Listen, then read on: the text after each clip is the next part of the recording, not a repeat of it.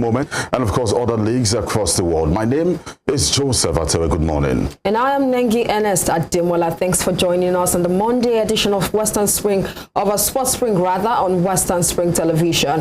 What an eventful, packed weekend. Currently, Hungary is hosting their biggest sporting event ever, and that has to do with the 19th edition of the World Athletics Championship, which is currently ongoing, welcoming more than 2,000 athletes from over 200 countries and Nigeria is not doing bad, but then I think we suffered a whole lot throughout the weekend. Esabrume finishing 4th in the 100 meters long jump, and the likes of Chukwuebuka and Ekwenche, not really holding it together when it comes to shot put. Also, for the 4x400 meters relay mixed team, definitely we are out of that. But we'll see how we can, of course, move further and talking about what's her name now, Tobiloba Musa, getting us the gold medals that we need. All of this and more is definitely what we'll discuss today, but definitely we're starting from the 9th edition of the FIFA Women's World Cup, which was concluded yesterday. As I said in my intro, this will be the last time we will definitely be talking about the FIFA Women's World Cup, because we have a champion. And they made history yesterday. Spain became the first team in history to have won all 3 of FIFA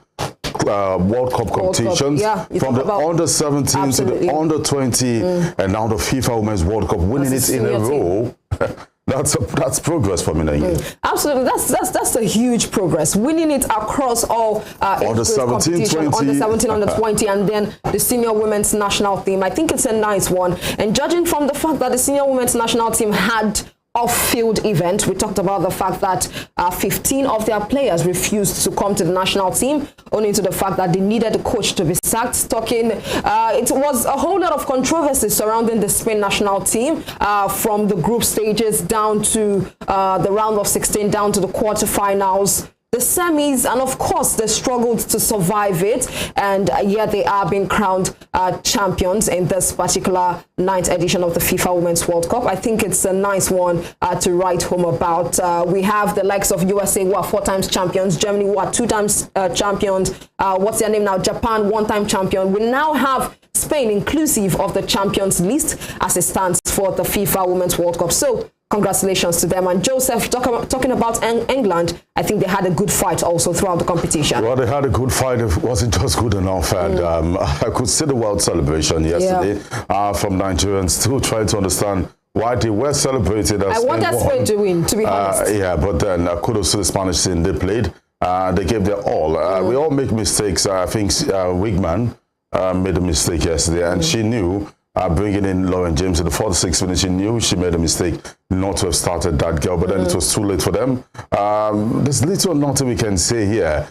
Spain also had, they went into that tournament knowing what they wanted. They wanted to win, and one would have laughed at the press conference the coach gave her the first game when he was asked, the Spanish team, how far do you think they will go, saying that they're here to win. One would have laughed but the truth is, I don't think they were even part of one of the favorites. They were not title favorites. They were not title favorites, and as I said, one would have laughed about it. But I mean, it says a lot. And not until last week did we even remember that the Spanish team won the under-17, won the under-20. So we should have seen that coming, actually. Absolutely. And you want to talk about the England team, because at this point in time, when that whistle went in Sydney yesterday, it was some players fell to the ground crying. Of course, it's not been an easy road for the England team, seeing off injuries and getting Lauren James out of, was it 3 matches or 2 matches right here, if I'm not mistaken. Their struggles right from the very beginning, because they didn't do pretty well in the group stages against Haiti. Roughly, against Haiti, against Denmark, 1 goal each. I think the only time they were able to fire in those goals, the only time it was an avalanche of goals for them, was when they faced on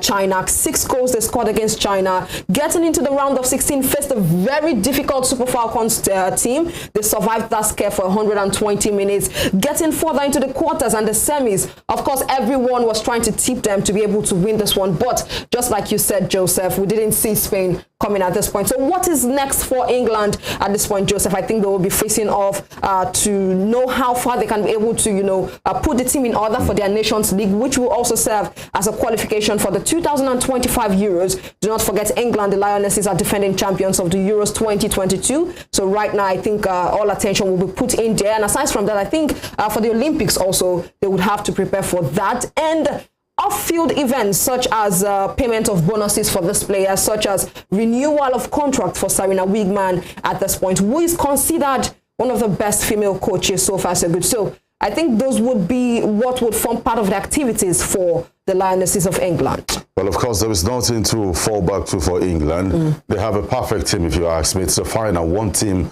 must win. And if they're champions of Europe, trying to conquer the world as well, reaching the finals, all they need to do as we speak is to keep believing they have a team. It ended one day, so as I said, one team must win. There's nothing to fall back. They are good and they just need to keep believing, and that's the only message I have for. We're not talking about the team now. I'm just trying to focus on some of the other activities they would definitely participate in, and that one has to do with one of the Nations League and, of course, the Olympics qualification. And Joseph, this news broke forth and it's been reported across all dailies about the captain, the Spanish captain Olga Carmona. Now, she scored her country's winner in the Women's World Cup final, and she was told after the game that her father had died. Now, Carmona, who is 23, just 23-year-old, scored the only goal as Spain beat England to claim the trophy. Now, the Real Madrid left-back's father had been fighting a long illness and died on Friday, and this is according to reports. So I do not know. I think it's going to be a mixed emotion for Carmona right there, just coming out of the World Cup, getting that World Cup. After the whole happiness, she gets a sad news in turn. Well, may so rest in perfect peace. Well, may so rest in perfect peace. But then she gave him a huge gift. By not just making him proud wherever he is, but then making the entire country proud. by winning women's biggest competition. That's the FIFA Women's World Cup. And moving away from that one, let's quickly talk about Fatma Samora. Of course, this is no news, and of course, her name definitely rings a bell.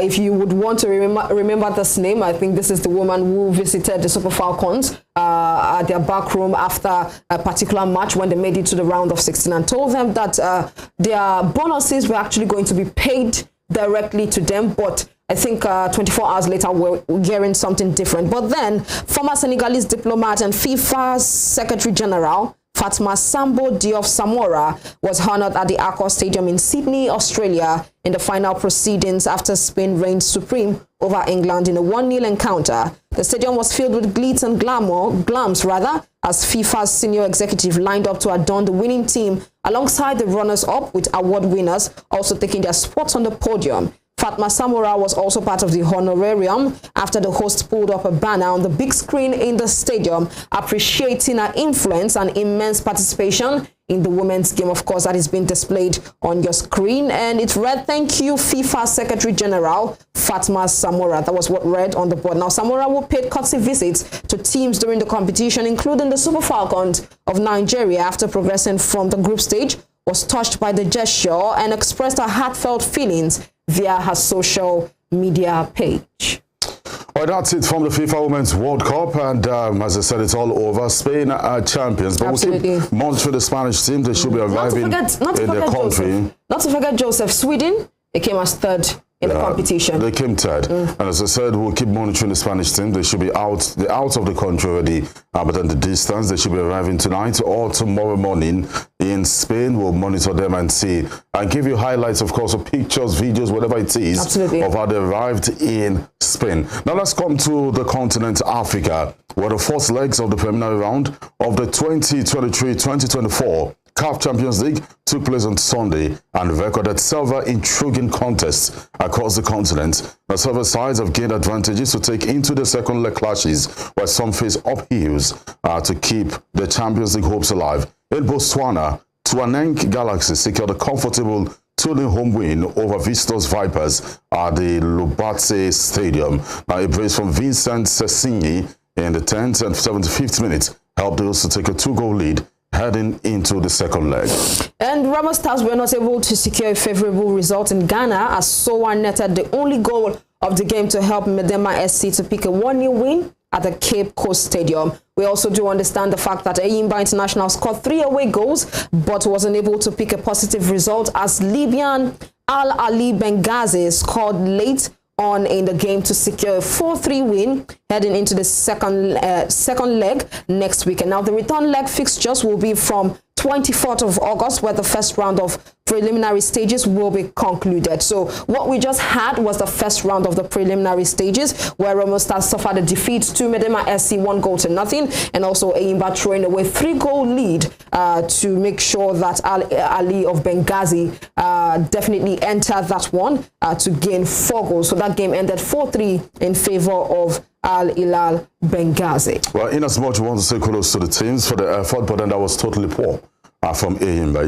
You can't squander a 3-goal lead. Absolutely. And knowing fully well that it is difficult to enter the group stages proper when it comes to the CAF Champions League. You cannot squander that. That is unacceptable and unexplainable, honestly. A 3-0 lead and allowing your opponent to score 4 goals, that is totally unacceptable. But then they have a second leg, and those guys will come back here believing, and that's the problem. You cannot be leading 3-0 and squander that, and you're beating 4 goals to 3.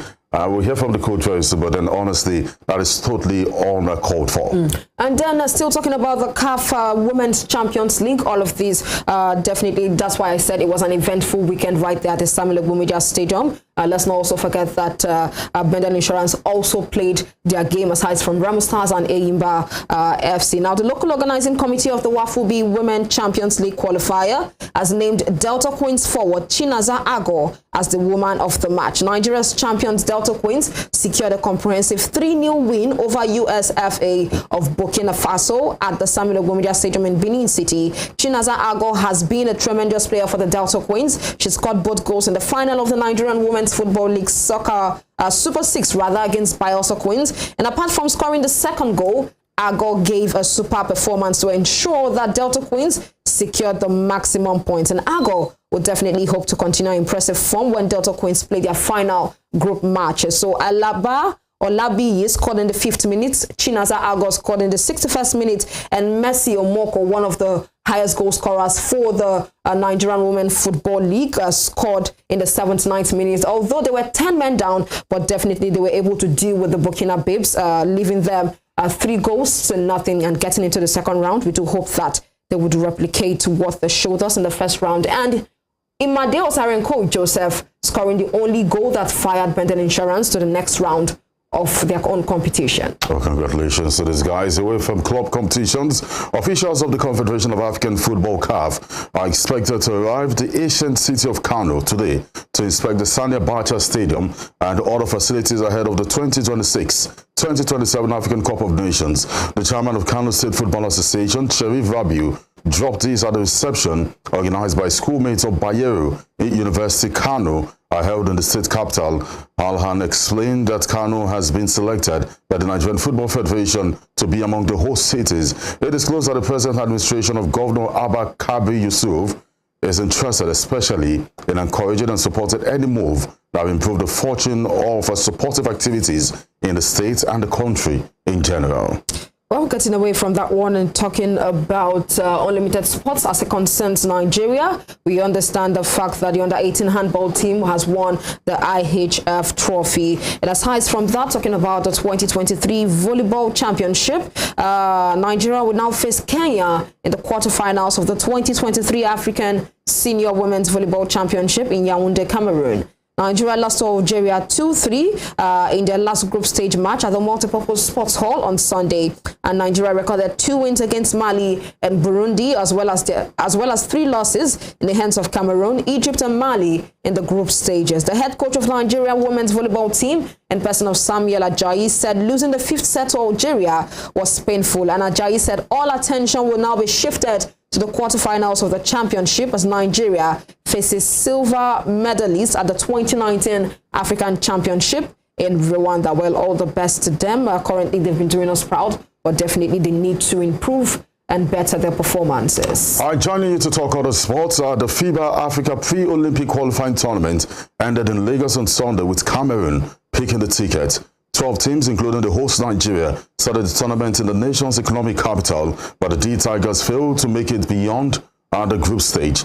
The Nigerian side under Oga Odaudu lost to Senegal and Mali in quick succession to crash out of the competition.